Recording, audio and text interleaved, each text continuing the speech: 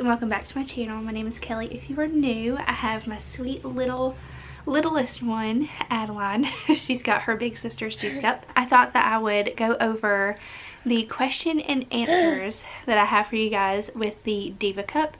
If you have not watched my previous video on the Diva Cup, you should definitely go check it out before watching this one. And I will try to link it up here or up here, I'm not sure, but I will try to link it for you guys so you guys can go back and watch it before I give you these questions and answers that I've gotten from you guys. I've only got 4, but I didn't want this video to be too long, so if you guys have any other questions, feel free to ask down in the comment section down below and I will get back with you. But yes, let's go ahead and get started on these question and answers that I have for you guys. So I have my stuff written down here because if not, I would not remember. So I'm going to go ahead and read off the question and then give you guys my answer. The first and main question that I had was, how do I change my cup in public? I honestly don't plan on it. I know that sounds bad. If there is like an uh-oh, I miscalculated, you know, this day and there's a much heavier flow, then I have prepared myself with some little plastic baggies in my purse just in case if I need to take out the cup and put the cup in the plastic bag and just use a pad. I still keep pads in my purse and panty liners just in case, but I honestly don't plan on changing my cup in public. I have watched other previous videos on how women change their cup and what they do. Now, if you had a stall that was sort of like a handicap stall that had a sink in there with it, you could probably manage. However, I would very much rather not have to do it at all. Kind of put her down. I try to do my best to empty the cup right before I leave to go anywhere, and I can judge just by knowing my flow. Hey, I've got at least maybe 2 hours to be out, and then I've got to come home and like change the cup. I've got to empty it out, you know, do whatever I got to do. I'm sorry that I don't really have an answer for those of you who are wondering what I do in public. I honestly don't plan on it, and I have some little lunch baggies in my purse just to keep the cup and then put on a pad in case if I need to. The second question is leaking. I'm guessing this means, do I still have leaking with the Diva Cup in? And the answer is slightly. I have watched videos and people are like, all you gotta do is stick the cup up in there, let it open, and there's no leaking. You're good for how many ever hours. Maybe that's true for some people, but I think because I have such a heavy flow and such hard periods, I'm not able to do that. Now, I'm not saying I have a lot of leaking. I normally wear a panty liner with the Diva Cup just to catch any leaking that there might be. There honestly should not be any leaking if it's done right. And I say any leaking, but I feel like you will always have leaking. So I wanted to say on the heavier days, I do wear a panty liner just in case if there is leaking. I highly recommend wearing panty liners with the Diva Cup, only because sometimes you can't really judge your flow. Like sometimes your flow will be lighter than normal. Sometimes it'll be heavier than normal. Just to be on the safe side, I would definitely use a panty liner. The next question that I got is, how messy is it to clean during your cycle? And I took this question as, is it easy to clean out the cup, you know, whenever you are emptying it out and then you stick it back in? And in my personal opinion, it's very easy. If you are near a bathtub or a sink, you are able to take the cup out.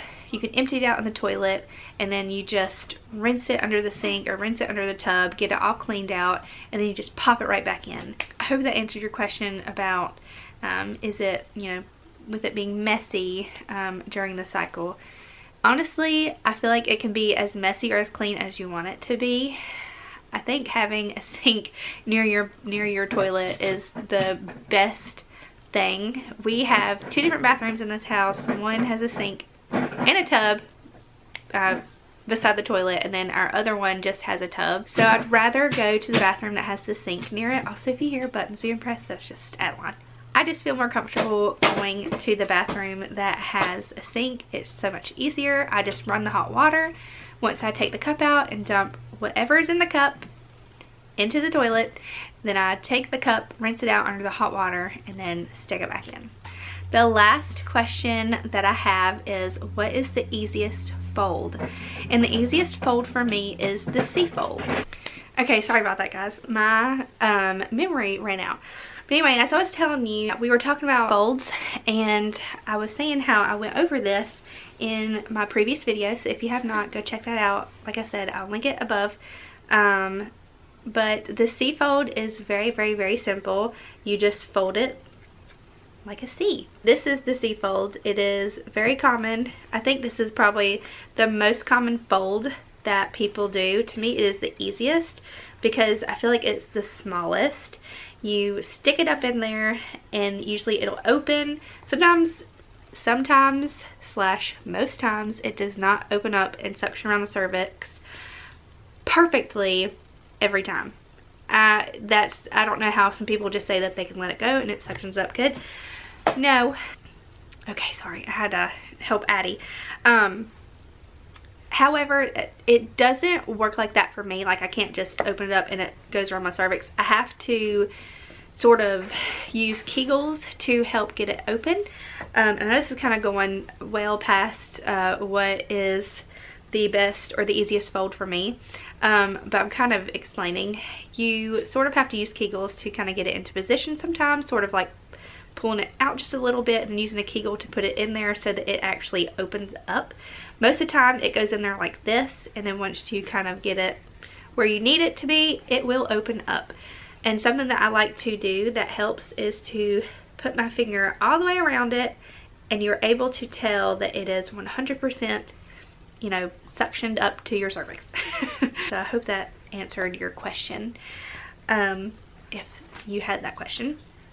But yes, that's pretty much it for these questions. I honestly don't mind answering these questions. I don't feel embarrassed talking about this. I feel like that's something that I wish I would have learned earlier on in my period life. However, I don't think that I would have used it. I honestly did not feel comfortable using the Diva Cup until after I had my second kid.